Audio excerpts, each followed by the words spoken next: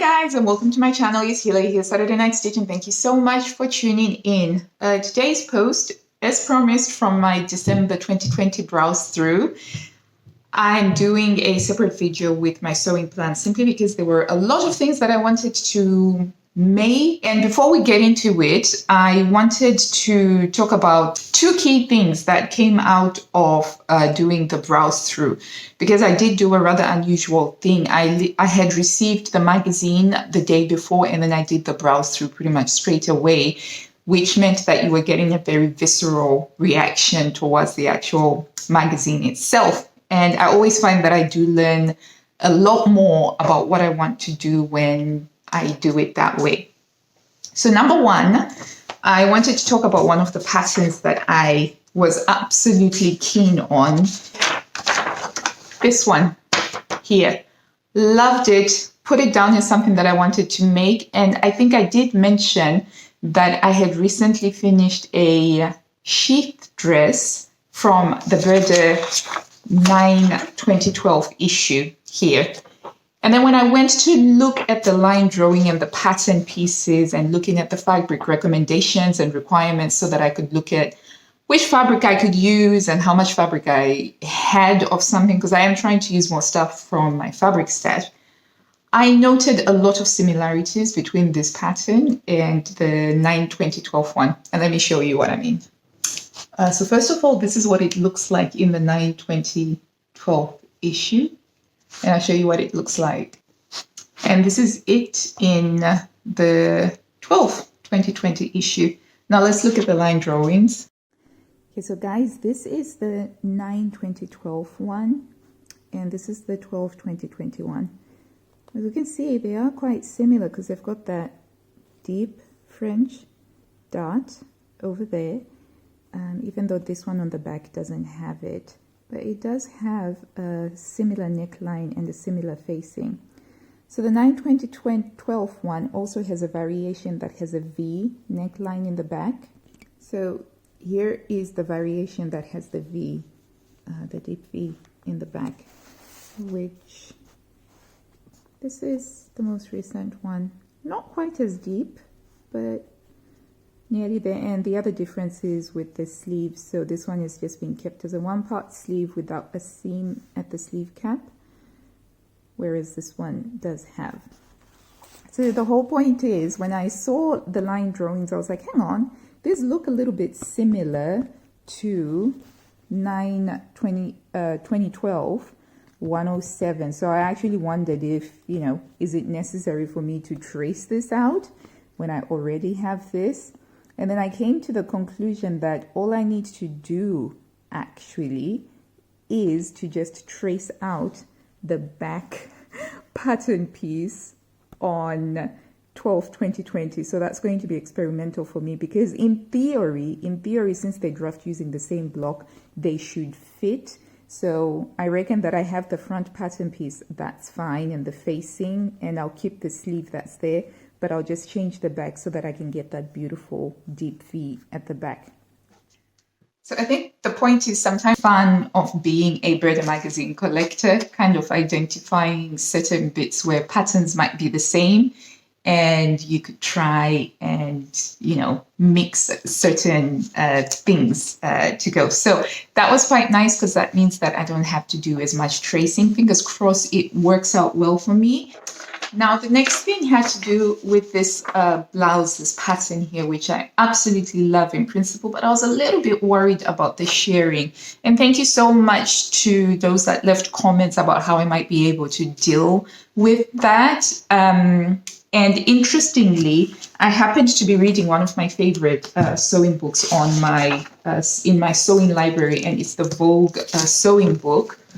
And as you do, I came across a section on shearing, which, let's see, I marked it. Here we go. So I love reading this book. I read it like I read a novel. I have it on my bedside, and I'll just dip into it and just read a random thing. It is such a wealth of information, and I think it's possibly one of the best sewing books out there. So there was a section on shearing here, which actually mentions that you can put a facing over the shirring itself to make it more comfortable. So that actually got me thinking that that could be the way around the shirring issue for me. So I was like, yeah, absolutely. It's something that I will try. And I just love how I randomly came across this because I was just reading about pleats and about gathering and things like that. And then I came across the shirring article. And I thought, well, that's something that I can definitely try and look into. So that means that this can be solidly put on the to sew pile. So let's move on to the actual sewing plans themselves. So many things that I want to make in this issue. And in fact, one of the other things that I did got carried away and forgot to mention was that I do like the skirt with the big bow detail. I don't have a fabric that would be suitable for it because I think they want you to use a cotton sateen, which has got a little bit of stretch in it. So like a stretch cotton. So you'd be looking at about 3% lycra or less. So I'll need to shop for that at Fabrics for All when the shop's open. But where I'm going to show you the fabrics that I plan on using for the things that I'm going to be sewing up. So we're going to start off with the Raglan Sleeve top that has got a teeny tiny little roll neck. I went through my stash and I found a white fabric which has got some delicate ribbon to it. And I think that that's going to look nice because with the Raglan Sleeve, the stripe is going to go that way and some of it will go down and some of it will go that way. So it's not quite white, actually. It's more, it's like a cream, which I think I should be able to handle. Fingers crossed. I bought this from the Chateau in Shipley, probably it's going on 3 years ago. It's got a slight subtle shine to it, like there's a little bit of a silver thread running through which catches the eye. It's very difficult to catch it on the camera right now, but it does have that. And it's going to be a really classy, elegant sort of top, kind of like me trying to dip my toes into wearing white. We'll see how that goes. But it's a super simple pattern. I expect to be able to do most of it on the overlocker, so it shouldn't be a problem. What I also like about this pattern is that it's easily adaptable to lengthen it into a dress, or I can lengthen the sleeves very, very easily. And indeed, one of the variations that are available in the magazine have a longer sleeve and they're a little bit longer with some ruching detail added. So that's sewing plan number one. Will I have time to do it in December? I honestly have no idea. I hope I will do. So far, it seems like things are working out quite well for me in terms of managing my time. Okay, the other thing that I really want to make is this lovely vintagey style looking dress. I love the gathering at the neckline. I love the gathering, the flare of the skirt, and it's got a lot of volume, as you can see from the pleats there. I will not be doing the piping. I'm absolutely not going to be doing any piping. What I might do is I might actually add some contrasting fabrics on the cuff over here, but love that. And it's got a zipper at the back, so things that I'll have to watch out for lining up that waist seam. And for that, I'm going to use this viscose fabric, which is a navy background, and it's got these feathers in cream on it. Now, this fabric has been in my collection for 4 years now. Yes, 4 years. So it's been around for a really, really long time. I have 4 meters, and that's enough to work with for this pattern. It has a beautiful drape. So I think because it's got this lightweight drape, it will hold those neck gathering, the gathering at the neck quite beautifully. Plus it is soft, so it means that when it goes around my neck, it's not going to be uncomfortable. I do have a sensitive neck, so I can't have anything that's sort of rough against my neck. But I think that this is going to be so lovely and so classy and so elegant, and I cannot wait to make this. Another dress that I want to make, this is a very dress heavy issue for me, but that's no problem. So I love dresses. I could just sew dresses forever and ever and ever because I love wearing dresses as well.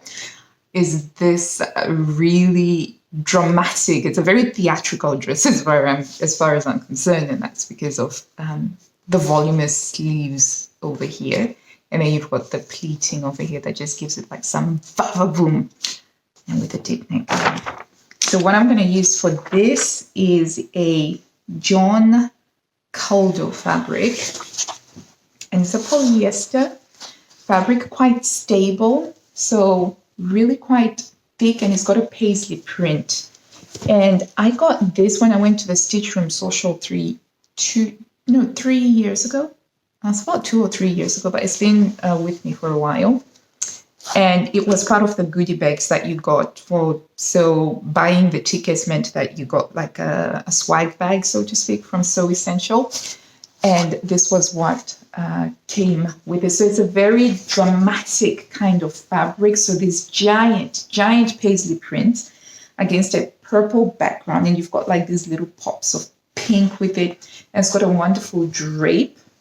And the weave is so tight that there's a slight luster on the surface of the fabric. It's thick enough, it's stable enough to hold a pleat, and I think it can hold the volume of those sleeves. So as you can see, when I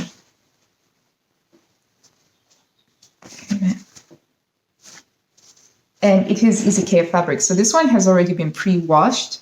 I pre-washed this when I actually got it, and it's going to be fabulous. I'm going to use some Q-Pro lining because it does need some lining for the bodice. And I am looking forward to seeing this dress in all of its lovely voluminousness. And this makes a sound. Can you hear that? It's because of how tight the weave is. So I think that when I'm wearing this and I'm walking, it's just going to be making this sound, which is lovely and exciting. So the final thing that I have a sewing plan for from this issue is this top here with the gathered neckline. As I said, I love that gathered look. And I have a very lovely lightweight crepe fabric that has this beautiful geometric print. I got this from Fabrics, not Fabrics for all, Fabworks. A long time ago. I got it quite a long time ago. It has a diagonal diamond pattern in it's kind of like a mustardy, like a deep mustard. And then you've got the waves and the circles. So it's really beautiful. And this would be the pattern. So I think that it will look really quite nice. And I'm going to try and find some bands to go on the sleeve that are a matching mustardy. So I'm thinking some crepe, which I could pick up from Fabrics for All, that would match with that. It's got the drape to create that volume that is required and the fluidity that's required by that pattern. I am currently considering lengthening this and making it into a dress and then having a tie belt because I have enough fabric to do that. So that's something that I would do. Touch wood, hoping that there's enough time. So those are the things that I found some fabrics that zinged for the pattern. There are 2 other things that I do want to make, but I just didn't come across any fabric when I was doing my little jaunt through my fabrics to see what I would find. Having said that, I only went through about 3 tabs, and there's about, I don't know, maybe 8 or an indistinct number that I have to go through. But at some point, I do want to find some fabric to make these culottes because the more I saw them, the more I thought, okay, I could try and make this, especially if I could make them in a ponte, a stretch fabric, and they just pull on and pull out. And I can picture myself wearing them with boots and just, looking very 70s in them. And I also want to make this dress, as I said. I feel like I've already got the front and the sleeves from the 9/2012 dress that I already made. But if I want those French doves at the back, so I'll just be tracing out that back pattern piece and using it with that. But I have to find the fabric to go with that. So those are my sewing plans from Burda 12/2020. Now it's your turn. Let me know if you've got any plans to sew from this issue. And Until I see you next time, guys, I hope that you enjoyed this video. Thank you if you've watched this far. I really appreciate it. Please do subscribe. Hit the like button because it really supports the channel and it feeds the algorithm. And if you're so inclined, please do turn on your notification bell so that you will be alerted when I put out a new video, which is quite regularly. Otherwise, YouTube gets to decide for you what it wants you to consume. So until I see you next time, guys, happy sewing. Bye.